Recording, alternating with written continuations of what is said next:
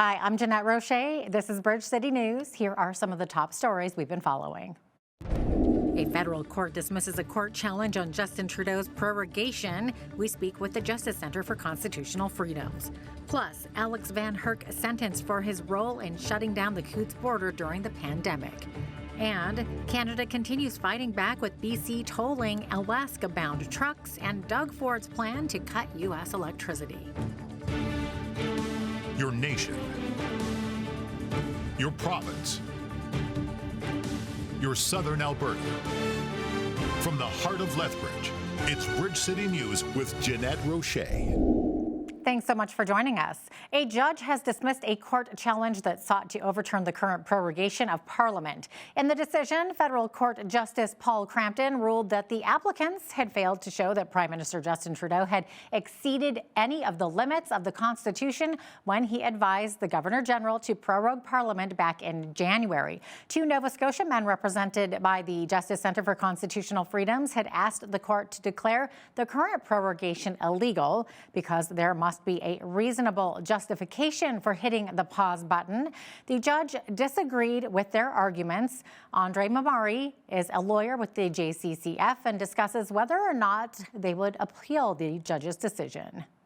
Obviously, this was a very lengthy decision, 94 pages that was released last night. And so we're absorbing the decision. We're reflecting on it. There's many different aspects to consider. There's time that's needed to fully comprehend and appreciate the complexities of the constitutional issues. But of course, our clients will consider all options that are available to them as regular litigants over the next while, and will consider whether appealing is a possible option to consider. The last of the three men convicted of mischief at the Coutts border blockade was sentenced today. Alex Van Herk was given a 90-day conditional sentence by Justice Keith Yamauchi at the Lethbridge courthouse. This comes 2 months after two other co-accused were given their sentences for mischief. BCN's Landon Hickok is at the courthouse with more. Since the initial sentencing in January that's been adjourned for Van Herk in order that he may seek new counsel, Justice Keith Yamauchi has sentenced Alex Van Herk to 90 days conditional on top of 12 months probation and 100 hours of community service that he needs to complete in the time frame. Now, earlier, Crown Prosecutor Stephen Johnston recommended to Justice Yamauchi a 90 to 120 days incarceration sentence, depending if he feels that he had any concerns on the accused's ability to comply within the community.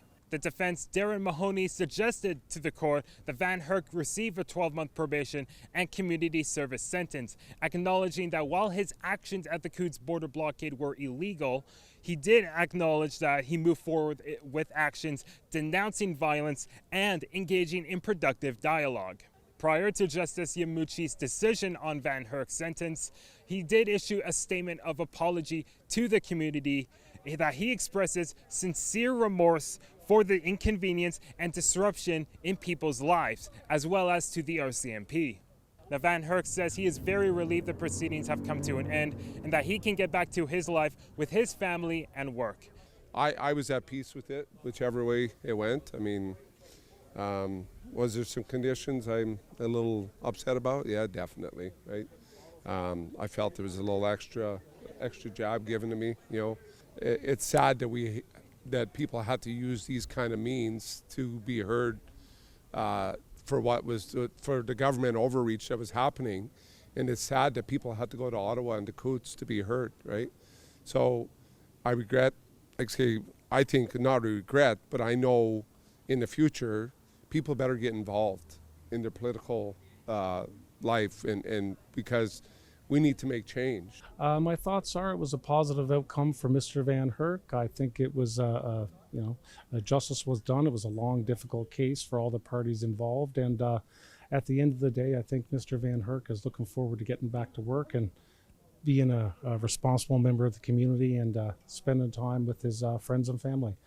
We will have more details on the sentencing on our next full newscast on Monday, and you can watch the full interviews with Alex Van Herk and his defense, Darren Mahoney, on our YouTube or website at bridgecitynews.ca. Well, the threat of U.S. tariffs is still hanging over Canada. U.S. President Donald Trump announced today he might impose reciprocal tariffs on some Canadian goods. This is the latest development in the trade war involving U.S. neighboring countries. Trump told reporters Friday that he would target Canadian lumber and dairy products, accusing Canada of taking advantage of American farmers by charging steep tariffs on the products coming from the U.S. On Thursday, Trump postponed 25% tariffs on some imports from Canada and Mexico for a month amid widespread fears of the economic fallout from a broader trade war. Trump's tariffs pause, however, does not account for about 25% of products we export to the United States. Those products which do not meet the United States-Mexico-Canada trade agreement will still see tariffs. These include certain energy products and potash, which will be subject to a 10% tariff. As a result, Canada is hitting the pause button on its second wave of tariffs, which accounts for $125 billion worth of U.S. products, although the first wave on $30 billion in American goods will remain in effect. In the meantime, Finance Minister Dominic LeBlanc says Canada will keep pushing the Trump administration to drop all of its tariffs. Canada's latest response to the U.S. trade war includes loans for businesses and changes to employment insurance. The EI changes aims to help businesses hang on to their employees by reducing their work hours. The bulk of the more than $6 billion aid package is the new Trade Impact Program to help businesses reach new global markets and cope with lower U.S. sales. Meanwhile, British Columbia plans to start tolling American trucks headed to Alaska. BC Premier David Eby says the government will soon introduce legislation giving it the ability to levy fees on Alaska-bound U.S. commercial trucks. Eby says he's unmoved by Trump's month-long pause on some of his tariffs of Canada. He calls it a deliberate tactic to try to weaken Canada's resolve. I'm here to share that we will be introducing a new law in the coming days to respond to this historic challenge. Unprecedented legislation. It will include such countermeasures as allowing the province to apply fees to commercial trucks that transit through British Columbia on their way to Alaska. If passed, it will provide legislative authority to remove internal trading barriers that stop us from trading with our partners and friends from coast to coast to coast. Among other authorities, the legislation will give government flexibility to respond rapidly to executive orders from the president as they arise. And despite the move by Donald Trump to temporarily suspend the bulk of its tariffs on Canada and Mexico, Ontario Premier Doug Ford says he is moving ahead with a 25% surcharge on electricity sold stateside. Ford says Trump's record of leveling and lifting tariffs within days is problematic in its lack of stability. He adds that once you touch a hot stove, you burn yourself and you learn not to do it again. Ontario provides electricity to Minnesota, New York, and Michigan. And along the same vein, Manitoba Premier Wab Kinew has signaled that hydroelectric exports to the United States may be curtailed in response to U.S. tariffs imposed on Canadian goods. Kinew has given his cabinet authority to approve or deny any new or renewed major power deals between Crown-owned Manitoba Hydro and the United States. The big picture is this. When we look at those threats coming from Donald Trump's administration, and you got the lower tariff level on electricity, energy, critical minerals, that's a tell.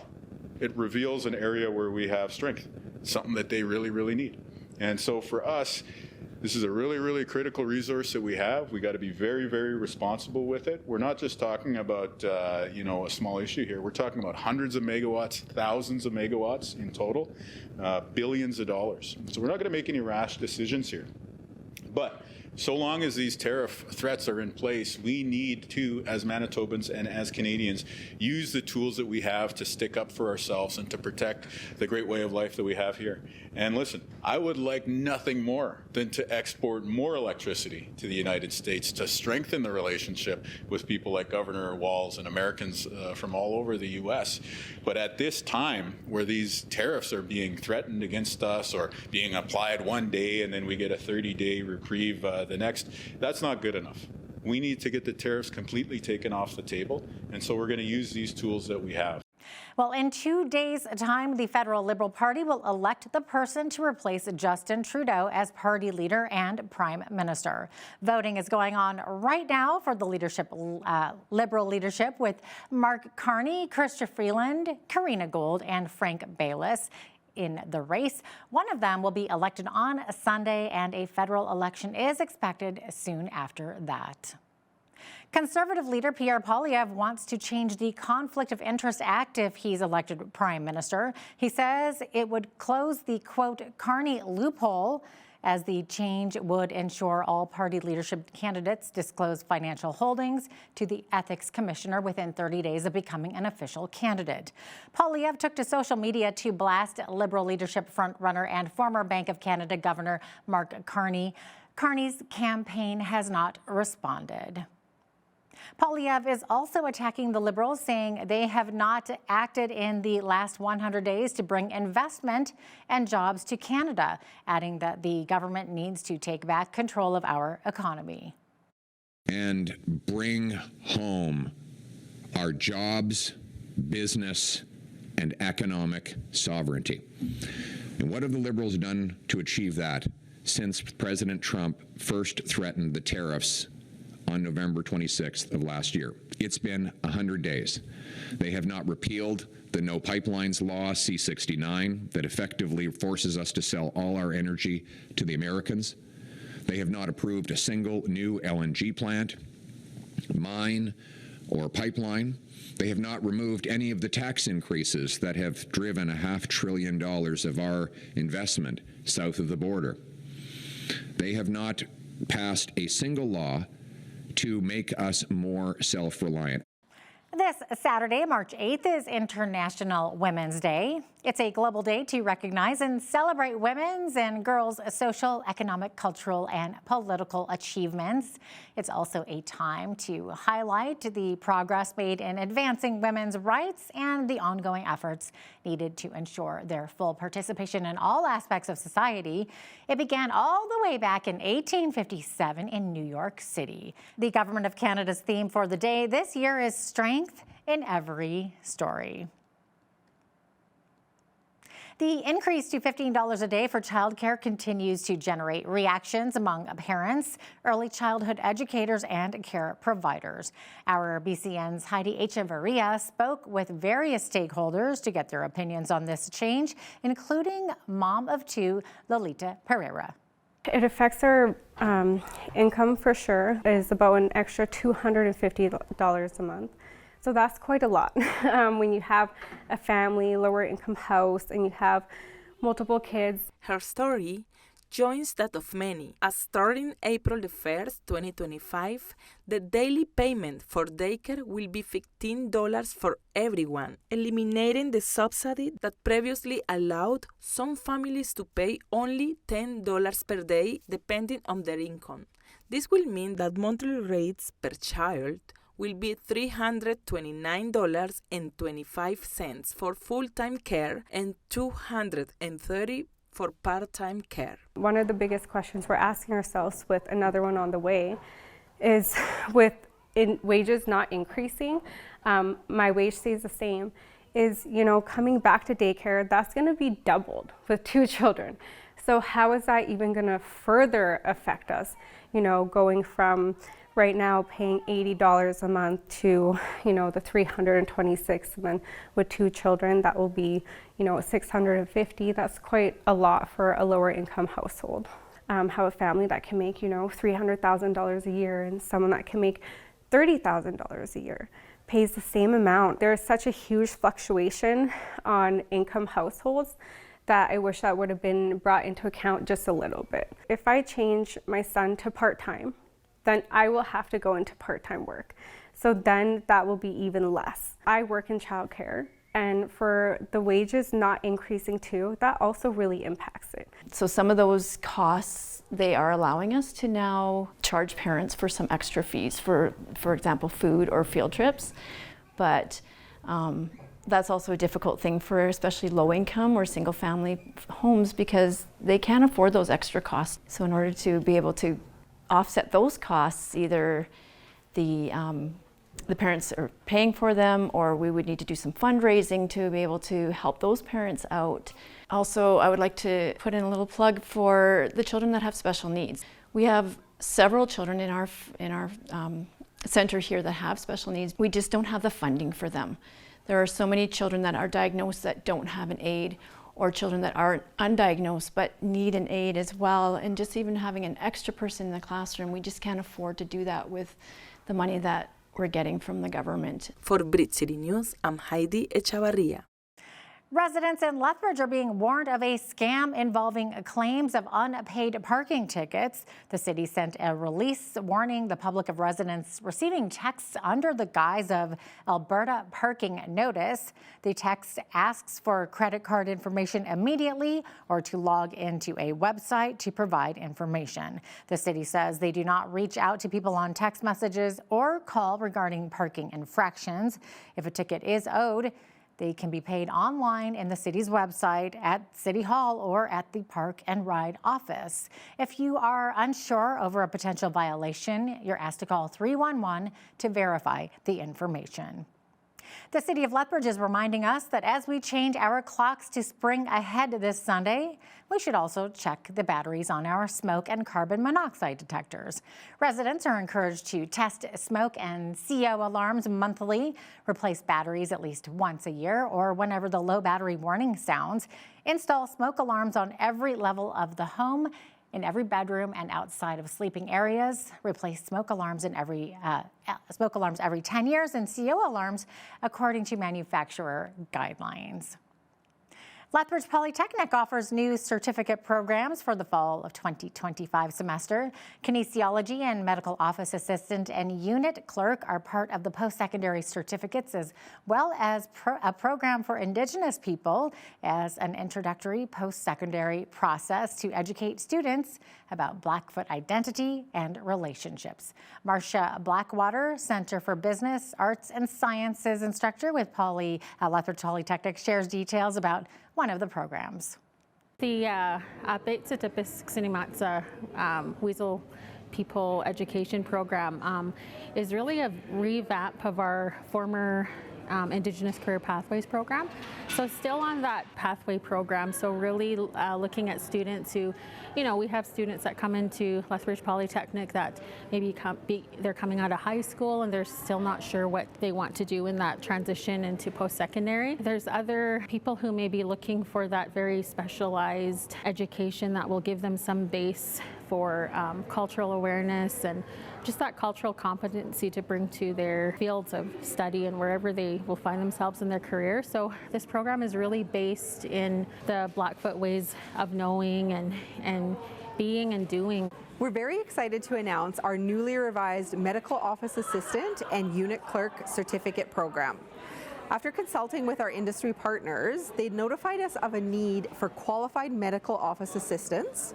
And after looking at our curriculum, we realized that that job shared a lot of similar outcomes to our unit clerk program. The differences between the two is a unit clerk would primarily work in a hospital setting directly under the unit clerk title.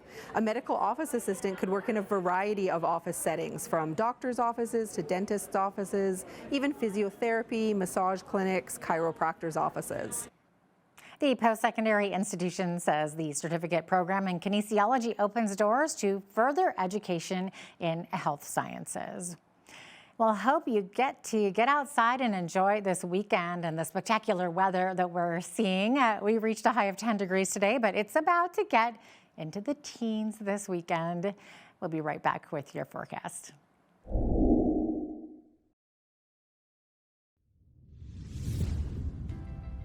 Actually, we got higher than that 10 today for our daytime high, reaching 11 degrees. So we're doing very well. You know, it's sunny, it's warm. Get used to it because it's going to be a lovely weekend. So get out there and enjoy before some more precipitation hits us there and some more minus digits there. Okay, so what we're seeing for Saturday, we're actually let's double the average high for this time of year, or more than that, because we're looking at a high of 13 degrees on Saturday, high of 14 on Sunday with lots of sunshine. Sunday night, we could start to see some showers overnight, and then in Monday, that's turning to rain or snow, and we're seeing that high of -1. Then we're going to climb again on Tuesday, back up to 9 degrees, sunshine Wednesday and 5 before we see those flurries hit us again, possibly on Thursday. So we're seeing a 40% chance of flurries on Thursday with a high of 0. Now, the average high for this time of year is 4 degrees. So actually add 10 to that, and that's what you're going to see this weekend. It's going to be lovely. -8 is the average low for this time of year, and our record high and low. So let's look at this. 18 degrees was the record high on this day back in 2005, whereas -35 was the record low on this day, and then it happened back in 1951, and then, well, actually 1920, and then again in 1951. So we saw that record hit 2 times there. Sun rose this morning at 7:02 and sunset this evening at 6:24 p.m. So we're seeing 11 hours and 22 minutes of daylight. So getting close to 12 hours of daylight there. Exciting stuff. We're seeing some double digits there in Victoria tomorrow, high of 10 degrees, periods of rain. Rainfall warning in Vancouver tomorrow, could see 30 millimeters of rain there, 9 degrees for the high. Lovely 10 degrees expected tomorrow in Edmonton, high of 13 in Calgary. Calgary seeing lots of sunshine. Edmonton not doing too badly as well. Looking to the rest of the prairies here, seeing a high of 3 degrees in Saskatoon, 2 in Regina, staying very clear skies there in both of those cities, lovely sunshine, and Winnipeg sitting at a high of 2 degrees tomorrow with a mix of sun and cloud. As we look to Toronto, we're also seeing lots of sunshine, high of 0 though, and a 30% chance of flurries in Ottawa. -4 for the high there, and -3 expected in Montreal tomorrow. Also seeing 30% chance of flurries there as well. As we look to Atlantic Canada, 40% chance of flurries expected tomorrow in Fredericton, 1 for the high. Same thing for Halifax with those flurries. They're expecting flurries also in Charlottetown tomorrow, -2 for the high. Now, St. John's is under a rainfall warning this evening. Could see 20 millimeters of rain. Tomorrow, though, on Saturday, they're expecting flurries. Could see a snow squall warning as well, and up to 80 kilometer per hour winds. So lots happening between tonight and tomorrow there in St. John's, 1 for the high there. That is your weather forecast. Statistics Canada says employment was virtually unchanged in February. Employers added just 1,100 jobs across the country last month, falling short of economists' expectations. The unemployment rate held steady at 6.6% as population growth eased to its slowest pace since April of 2022. The latest figures give the Bank of Canada an idea of how the labor market looked before the U.S. slapped the country with hefty tariffs. The central bank is set to make an interest rate decision next week. This is the last major data release they'll see before the next interest rate decision. Businesses are changing up their supply chain in response to U.S. tariffs. The Canadian Federation of Independent Business says that includes finding new suppliers and shifting production, as it's unclear what will be subject to tariffs and for how long. It says about half of its members are either actively seeking new suppliers or looking into the possibility. Chocolate maker Lindt and Sprungly said it's shifting some production from the U.S. to Europe, so its Canadian supplies aren't subject to tariffs. And now here's a look at today's markets. The TSX was up 174 points on the day to finish at 24,758. The Dow was up 222 points to 42,801. The S&P 500 was up 31 points to 5,770, and the Nasdaq was up 126 points to 18,196. West Texas Intermediate Oil was up 69 cents to 67.05 US per barrel. Natural gas was up 9 cents to $4.39 US. Gold was up 66 cents to $2,911 US an ounce. and silver was down 10 cents to $32.51 US an ounce. Feed wheat is at $8.57 per bushel, barley is at $6.53, canola is at $14.62, and corn is at $8 per bushel. Live cattle April contract was up $4 to $200.27. Feeder cattle were up $3.72 to $278.15, and lean hogs April contract was up 70 to $87.35. And the Canadian dollar was down slightly over the past 24 hours and currently sits at $69.60 US.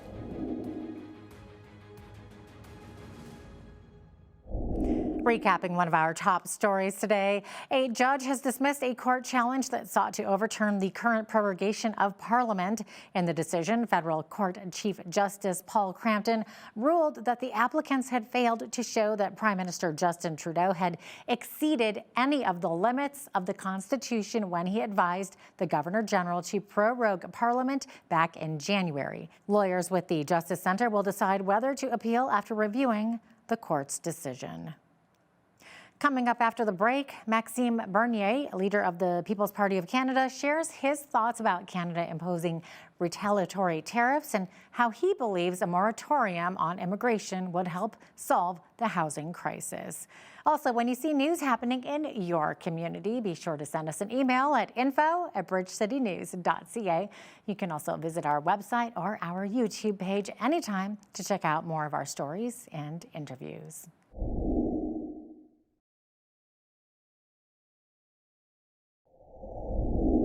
A federal election is very likely headed our way in the near future, and everyone's talking tariffs these days, it seems.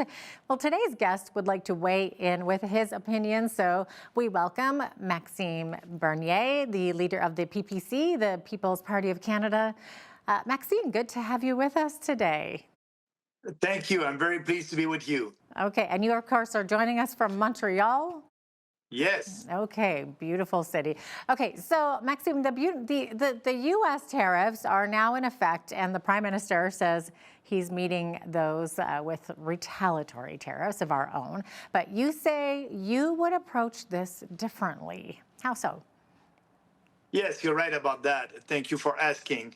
Actually, the tariffs that Trump did impose, it didn't impose on us, on Canadian consumers. It did impose that on American businesses and American consumers. What Trump is doing is imposing 25% tariffs on goods coming from Canada, goods that Americans import from Canada. So you know, when Trudeau is imposing another 25% tariffs, what he's doing is taxing us. And I said we must not do that, because all the goods coming from the U.S. here in Canada will be, the prices will go up, inflation will go up. That is hurting us and our economy. So more than that, that is hurting the U.S. economy. It is hurting us first. So that's why I said it's a bad idea. It's a stupid idea, actually. Trudeau used that word when he did a press conference. He said to Mr. Trump, you know, you're intelligent, but what you're doing is stupid. And at the same time, Trudeau did the same thing. It's stupid also from him to impose tariffs on us. So our position is you don't impose any tariff, you just wait and you ask the US to reopen the free trade agreement that we have with them right now instead of waiting in 2026, and you put everything on the table. Don't do that. It is hurting us. And now some economists are saying because of that, we may be in a recession in Canada in a couple of months. So, and Poilievre, the official opposition, is okay with that. He said, yeah, it's okay to do that. Actually, Poilievre, when he did his press conference, he said to Mr. Trump, what you're doing, it will hurt your economy. Your people will lose their jobs. Prices will go up. And after that, he said, yes, in Canada, we'll do the same. So that would be the same impact. People will lose their jobs and prices will go up. So let's be honest. And, you know, that's an emotional reaction. And the real rational reaction must be to be calm, nothing, and try to have a discussion with Trump on the broad and global free trade agreement that we have with them. Yes, because retaliatory tariffs are almost counterproductive, right? Counterintuitive. You're shooting yourself in the foot. So it's interesting. So you said that you would renegotiate the NAFTA agreement and put supply management issues on the table, right? So how would that go over with Quebec dairy producers? That's a great question. Actually, for the next election, I will run in both the riding that I did represent for 13 years. And as you may know, there's a lot of dairy producers over there.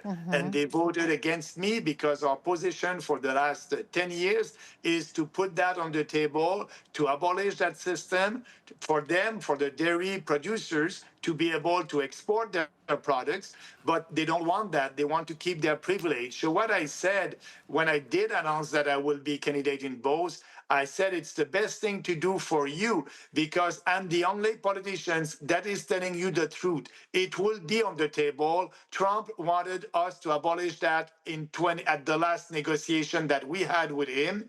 And also he tweeted about that. He's serious about that.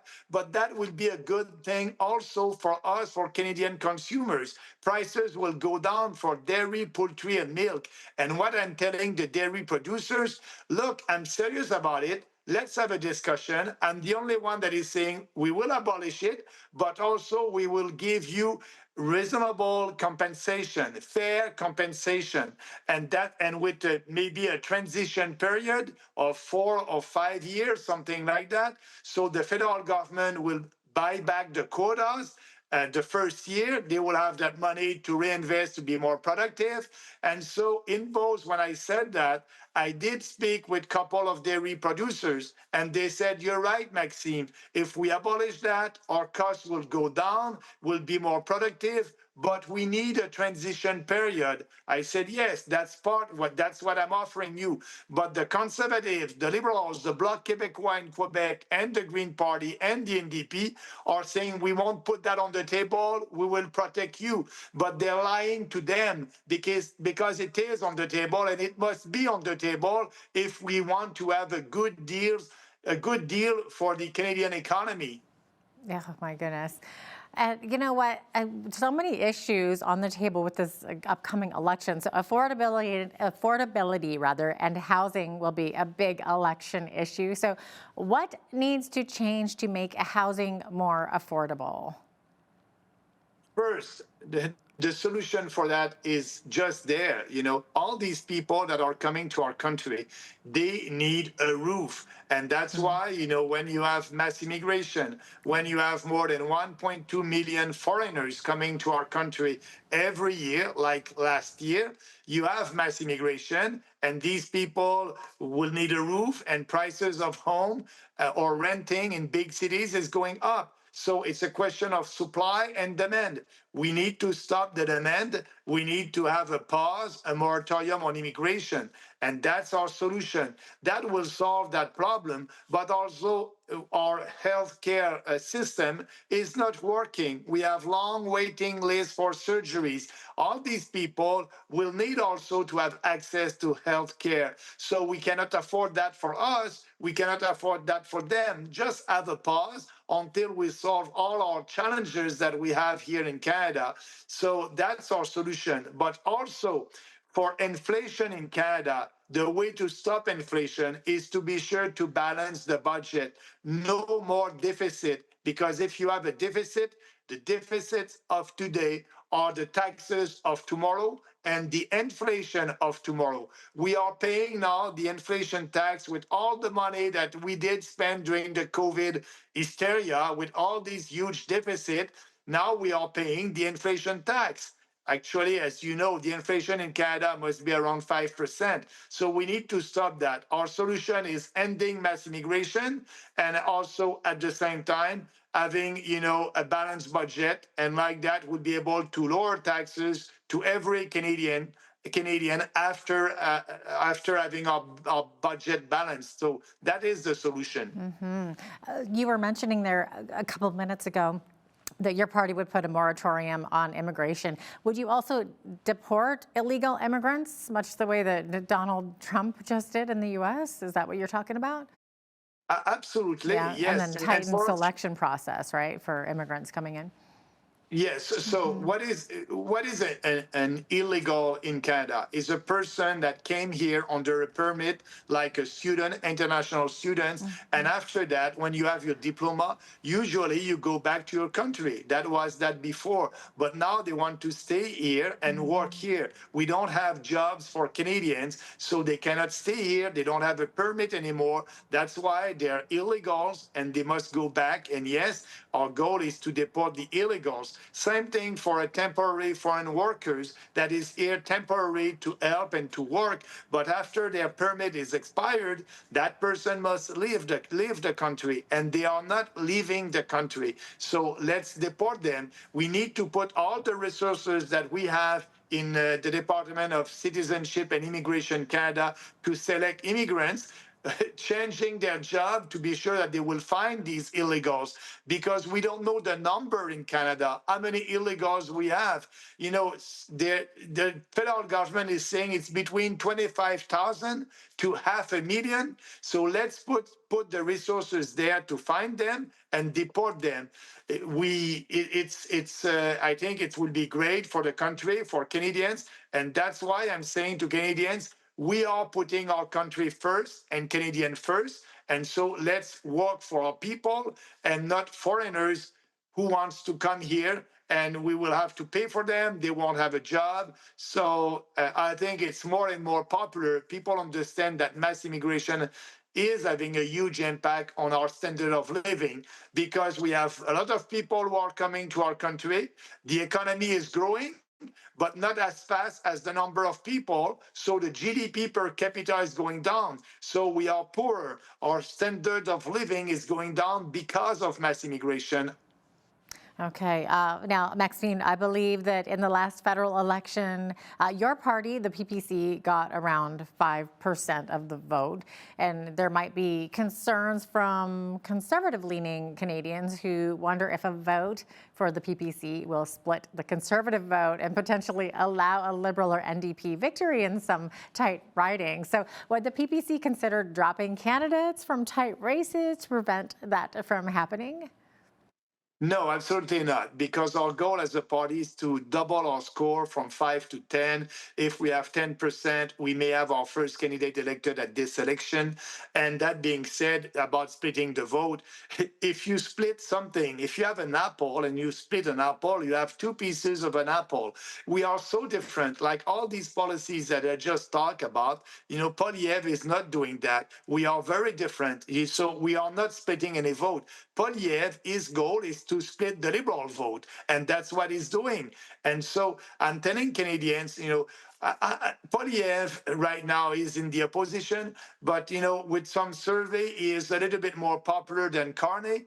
So I'm telling people, vote for your ideas, vote for what you believe. You'll have more chances to have what you want if you vote for what you want. But that being said, we will support Poilievre. We will support him when he'll be a real conservative, and we will shame him when he won't. So it can be a win-win. You vote for your ideas, and, you know, Poilievre would be able to win and to be in government. Okay. And it seems that in every election, the Liberal Party will, you know, bring up different issues, one of those issues being abortion as a wedge issue. And it's interesting that you have publicly stated that you would ban late-term abortions in Canada. Absolutely. We have a policy on that. People can go on our website, peoplespartyofcanada.ca, 2 pages on abortion. We are the only party, you know, if you're pro-life, you know, the conservative won't do anything for you. We want to reopen the debate. Yes, we want to reopen the debate in Parliament. And yes, we will table legislation to be sure that late-term abortion is a murder. We need to stop that. And yes, it is happening in our country. We want our country, Canada, to be part of the civilized countries across the world, like in Europe, like in every country. They have a legislation on abortion. And we need to reopen that debate, and it would be a free vote for everybody. And I can tell you that we have candidates that are running for us who are pro-life and some are pro-choice. And I'm okay with that. I said, let's open the debate. We will table a legislation. We will have a national discussion about it. And actually, 65% of Canadians are saying, we must be sure to have a legislation that will not allow late-term abortion, and we need to be in line with Canadians. So yes, we are the only one that will reopen the debate and have a discussion about abortion, for sure. All right. Well, Maxime, maybe talk to us a bit about climate change. The government spends billions of dollars on this, so how do you see it? Yeah, there's no climate emergency. There's no climate emergency, and CO2 is not a pollutant. CO2 is a gas essential for life. But the conservative and the liberals, Poilievre and Carney and Trudeau, they think that there's a climate emergency. They want to do everything to achieve the Paris Accord targets. Yes, Poilievre and Carney won't impose a carbon tax, but they will impose more regulations on businesses to fight climate change or another kind of tax. For us, we will withdraw from the Paris Accord. You won't have any carbon tax. You won't have any taxes to fight climate change because there's no climate emergency. So it's a very different position than Poilievre and the Liberals. And they want to take our money and give that to the green industry and to have a goal at a net zero emission in 2030. We won't do that. We won't give any subsidize to big businesses and to the green industry. We will bring that money home. We will bring that money for Canadians by lowering taxes. So that's our policy on climate change. We won't have any regulation to fight climate change or any taxes to fight climate change because the climate is always changing and will always change. All right. Well, it looks like we could have an election fairly soon, right around the corner. We're out of time here, but thanks so much for being with us today, Maxime. Thank you for having me. Have a nice day. Maxime Bernier is the leader of the People's Party of Canada.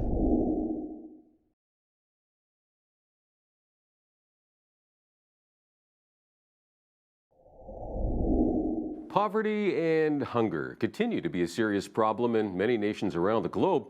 Now, thankfully, there are some amazing people in the world who are doing something about it, including some folks right here in Lethbridge. Joining us today is Dr. Daniel Zapula. He is the lead pastor of Mid-City Church here in Lethbridge, also an archbishop in the Communion of Evangelical Episcopal Churches, and the founder of Bridges of Hope.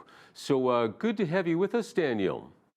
Hello, so good to be with you. Always good to have you on. bridgesofhope.ca. Daniel, can you explain what your organization is all about? Well, we Bridges of Hope is an international network of development agencies, and we connect with like-minded agencies in order to bring about profound change in the world and in order to alleviate poverty and hunger. Mm-hmm. So people come to you, right? I mean, and they get some help to get their charitable organization started, and there's probably a lot that goes into that.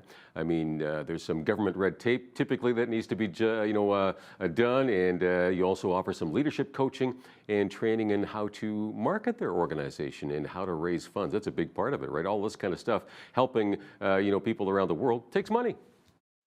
It does take lots of money, and indeed, what we do, again, we network with like-minded agencies. We do have many various projects, and our we have a board of directors that oversees the organization as well, and we partner with churches, other NGOs, And then we have some people who they're just like-minded people who really have, some of them want to invest in a different area, in a specific area. Maybe say you are a foundation who want to invest in a particular area of the world, maybe South America. And so we network together to get there. And there are some organizations and some people who want our help to help them register their charity and so on. That too, I do spend a lot of time personally helping them walk them through that, and coaching people in fundraising, simplifying fundraising, and teaching them how to raise funds, so we make fundraising simple, because every Canadian, every American, everyone around the world want to make a difference, and there is a way to collaborate and make a difference. Mm-hmm. Well, what are some of the countries you're working in right now? Like Canada is one thing. You heard about Youth One, and that's one. Yeah, Youth One right here in Lethbridge. Yeah. Yes, and again the youth, and then in Carlson we have something called Epics Youth. They see incredible amount, like hundreds of youth per week. They're fed and cared for. We help them integrate, and we create a healthy environment for them to connect with mentors. And we help them with their homework if they need homeworks, and some of them are just hungry. We feed them as well. In Brooks, we have another center there for youth. It's called OYO, One Youth Center. It's really incredible about providing mentorship for young people in that community. And our work it is not just in Canada. Our work is also in the United States, and it is also, same thing, same program in the United States as well as in places like in West Africa, East Africa, Central, pretty much about 30 different countries that we have been able to network with and to touch. And we are seeing an incredible difference again. And recently, one of the I launched a new program called Healthy Child Africa. And Healthy Child Africa, the idea was to focus on ending hunger, because I believe poverty we will always have with us. It's nearly impossible to end poverty, and it's so relative. Yeah, you kind of want to eliminate the extremes, because you don't want to see people dying, but there's always going to be a need there, right? Jesus speaks of that, right? The poor you'll have with you always, right, in that sense.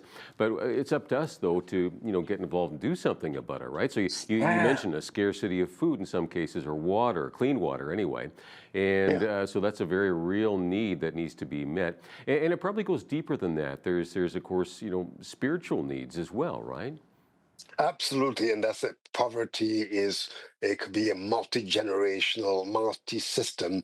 So we will have it with us. Like it could be spiritual poverty. Some people they impoverish when they impoverish in many ways. We believe, as a pastor, I believe with meeting Jesus, the way of Jesus is the best possible way of being and living and becoming.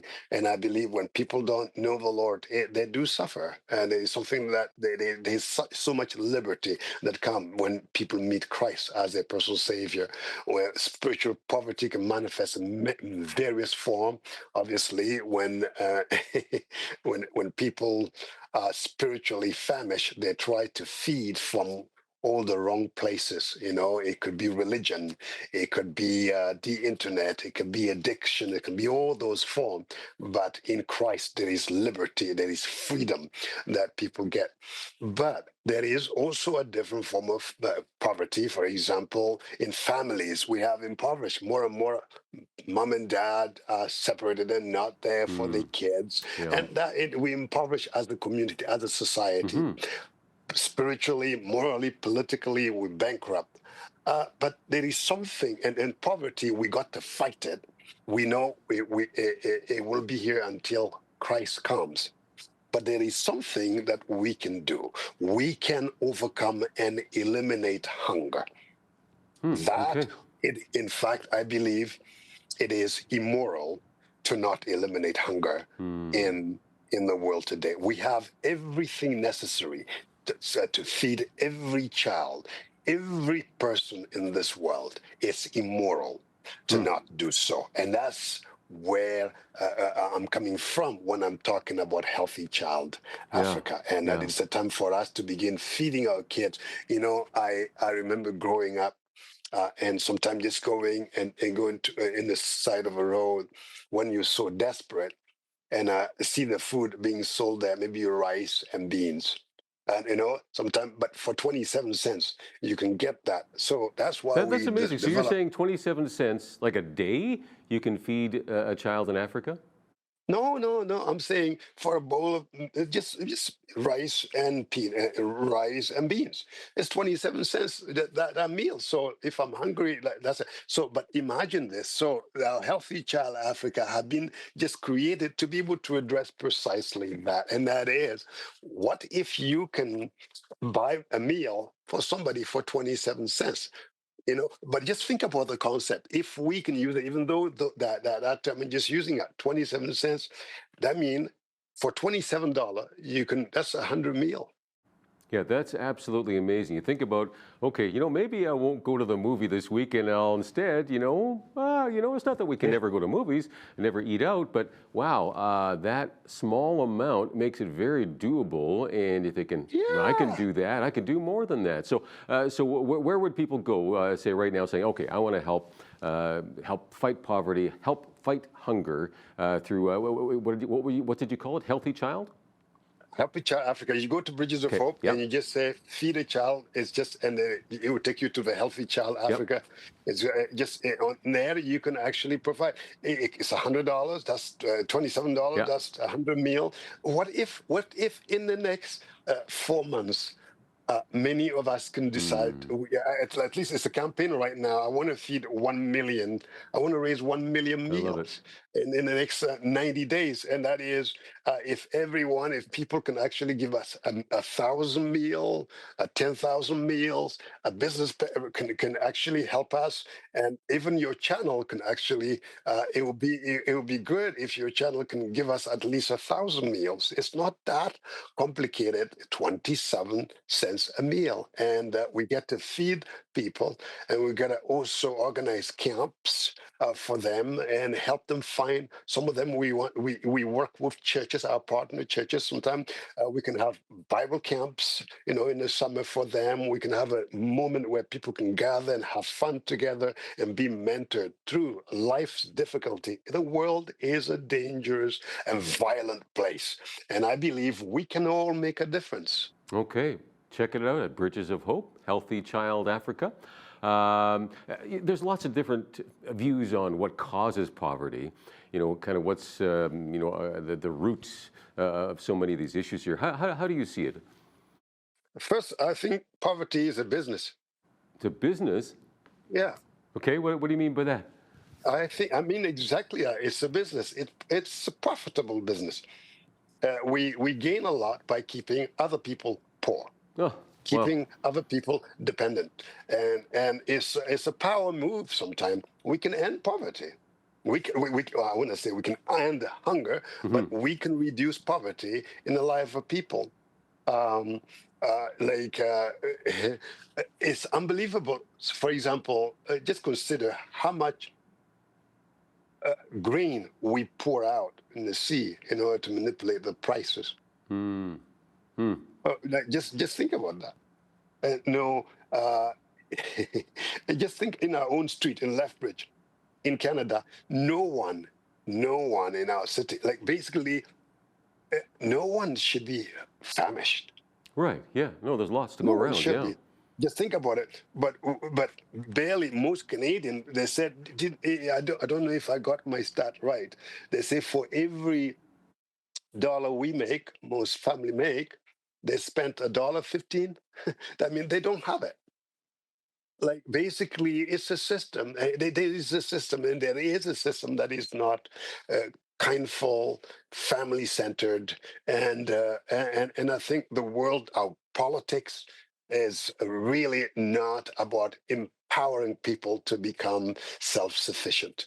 And I believe there's something about our politics, our economy, that keeps a loss of people at bay. Like when I meet people, they all say, hey, we just, if you give a man a fish, Right. what do you know the saying? Yeah, give him He eat teach him for a how to day. fish, right? Give him a fishing rod and so forth. Equip him. And Yeah. if you teach him, if you give him the equipment, he is going to go and he's going to be able to fish for himself. That is actually disgusting. That's not true. That's absolutely ridiculous statement. Okay. In fact, Why? most people know how to fish. What most people just don't have access to the fishing pond. They don't have access to a pond. If I can teach you how to fish, but I can even give you the tool. Yeah, So most how do people we can get find access? tools. How do we get access to the fishing pond for people in parts of the world where it's a bit tougher than we have it here? Yes, and so that's how do we do that? It's by creating opportunity, and that's why at Bridges of Hope, our story and our organization focuses on creating opportunity for all, and that is hear this. In this country, we can go and borrow a little bit of money and do business. But around the world, for most people, they do not have access to capital. Right. If they do have access to capital, the fees and the interest rate is unbelievable. It's immoral. It's not 10%. Sometimes it's 20, 30, 40, 60%. That's immoral. That's Okay. what I'm saying. The whole poverty is a business and it is working. And the powerful are feasting on the less powerful. So how do you approach it then with Bridges of Hope? Are you doing micro loans, that sort of thing, to empower people to start their own businesses? Absolutely, and that's part of that's another opportunity, and so we believe that if we empower women and men to actually start their own business, they become less dependent on the system. They do not need to be colonized. They know how to fish. They know how to do it. And to empower them, you can provide them a microloan. They pay back, and you don't have to charge 68%. You can charge 10%. So if today you can loan our organization, say, $1 million, I'll pay it back. Interesting. Wow. We will loan it. We'll give it as loan to people, and they will start business, and they will pay you back. So you're seeing this take place. This is happening in nations like Burkina Faso, for where you're from. Yeah, think about this. We believe in using opportunity to combat poverty, to actually, as a strategy. What we do, we say, hope is not a strategy. You need to create opportunity. And so one of the things we do with microloan, help people network and partner with those agencies to be able to go ahead. That's important. When business thrives, you know what? The whole community thrives. If you go, even churches thrive. You have interest to start a business. You cannot just be telling people tithe, bring your tithe and offering. Well, most people, they have no business. They have no way of bringing income. And so people are preaching the prosperity gospel. You know what? Just help them start a business. And that's just really, really practical, I think there's biblical truth in that. And I'm up against the clock right now. I'm sorry, Daniel, but I want to steer people to your website here. So thanks for sharing what you did here, Daniel. Dr. Daniel Zapula, our guest here again, president of Bridges of Hope. And I do encourage you to check out their website. You'll find a whole bunch of opportunities there for you to give an opportunity to somebody. bridgesofhope.ca. I'm Paul Arthur, and on behalf of all of us at Bridge City News, thanks for watching.